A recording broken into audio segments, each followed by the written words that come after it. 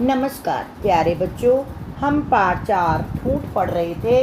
हमने पहले पेज 28 पढ़ा था, जिसमें कपूर का बेटा पेड़ काटने के लिए आता है और शर्मा जी ने उन्हें कहा कि यदि यह पेड़ हरा भरा होता तो तुम इसे काटने की हिम्मत नहीं करते। अब हम आगे पढ़ेंगे। आप पेज नंबर 29 निकालेंगे, पेज नंबर 29।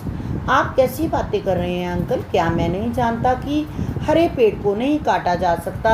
यह ठूठ है। तभी तो मैं समझ गया बेटा, करोगे तो तुम वही जो तुमने ठान रखी है, मगर चूंकि तुम मेरे मित्र कपूर के बेटे हो इसलिए तुमसे कुछ मांगना चाहता हूँ। कहिए अंकल।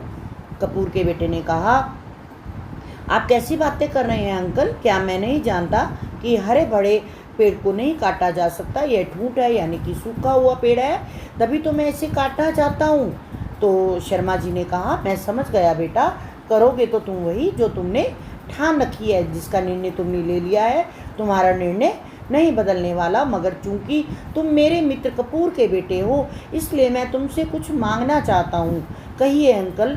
कपूर के बेटे ने कहा, तो मुझे वचन दो कि जब भी तुम इस ठूंठ को काटो, यानी कि इस सूखे पेड़ को काटो, तो इसकी लकड़ी मुझे ही देना। मैं तुम्हें इसकी भरपूर कीमत दूंगा, यानी कि तुम्हें मुंह मांगी कीमत दूंगा। कैसी बातें कर रहे हैं अंकल आप? मैं भला आपसे, मेरा आपसे वादा रहा कि यह ठूंठ आपका ही रहेगा, इस पर आपका ही अधिकार सुरक्षित है। एक दिन शर्मा जी अपनी कुटिया के परिसर में धूप सेक रहे थे। परिसर यानी कि आंगन में। एक दिन शर्मा जी अपनी कुटिया के आंगन में धूप सेक रहे थे। सामने था अखबार, उनके सामने अखबार था, यानी कि वे अखबार पढ़ रहे थे। नन्हा राहुल भी पास ही खेल रहा था। तभी अचानक उसकी गेंद दादाजी को जाकर लग गई। शर्मा जी ने राहुल की ओर देखा।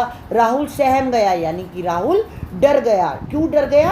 क्योंकि उसकी जो गेंद थी, उसकी जो बॉल थी, दादाजी को लग गई थी। डर के मारे उसका बुरा हाल था। उसकी सूरत देख दादाजी अपनी हंसी को ना रोक सके।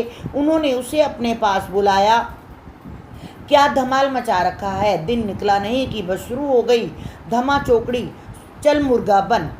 शर्मा जी उसे कहने लगे, उसे डराने लगे कि चलो तुम मुर्गा बनो। सॉरी दादाजी, प्लीज़ सॉरी। वह अपने दादाजी से माफ़ी मांगने लगा। कौन माफ़ी मांगने लगा? राहुल। ठीक है, इधर आकर बैठ।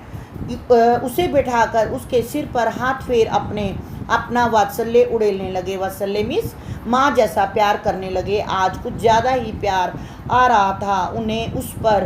तभी राहुल बोल उठा, दादाजी आपने कहा था कि आप ठूंठ का अर्थ मुझे बताओगे, यानी कि उस पेड़ का अर्थ, जो सूखा हुआ पेड़ है उसका अर्थ मुझे बताओगे। आज बताओ ठूंठ किसे कहते हैं?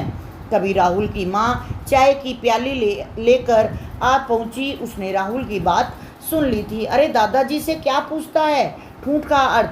मैं समझाती हूँ ठूंठ का अर्थ। राहुल की माँ कहने लगी, तुम दादाजी से क्या पूछते हो? मैं बताती हूँ तुम्हें ठूंठ का क्या अर्थ होता है। काम का ना काज का, दुश्मन अनाज का। ना तो इसका अर्थ क्या होता है कि ना तो कोई काम करता है, लेकिन सारा दिन घर में खाली बैठे रहना। और यह कहकर एक निगाह उसने ससुर पर डाल कहने लगी, यानी कि उसने अपने ससुर पर एक निगाह डाली, एक नज़र डाली और उनको व्यंग्य करते हुए कहने लगी कि काम का ना काज का, दुश्मन अनाज का। अब समझा कि नहीं, या उदाहरण देकर समझाऊं?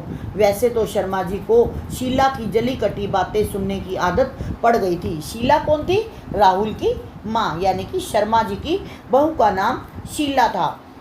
शर्मा जी को शीला की जली कटी बातें सुनने की आदत पड़ गई थी, मगर आज तो अति हो गई थी। आज तो उसने हद ही पार कर दी थी। अपने को ठूंठ सुन शर्मा जी को तो मानो कांट मार गया। कांट वे स्थिर हो गए, एक जगह पर स्थिर हो गए, यानी कि उन्होंने जब उसकी बहू ने कंपैरिजन किया शर्मा जी का ठूंठ वृक्ष के साथ, तो वे स्थिर हो गए।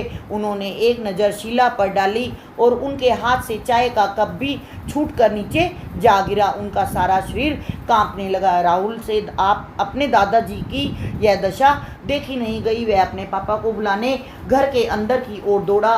शेखर भी दौड़कर अपने पिता के पास पहुंचा, मगर देर हो चुकी थी। प्राण पखेरु उड़ गए थे, यानी कि शर्मा जी की मृत्यु हो चुकी थी।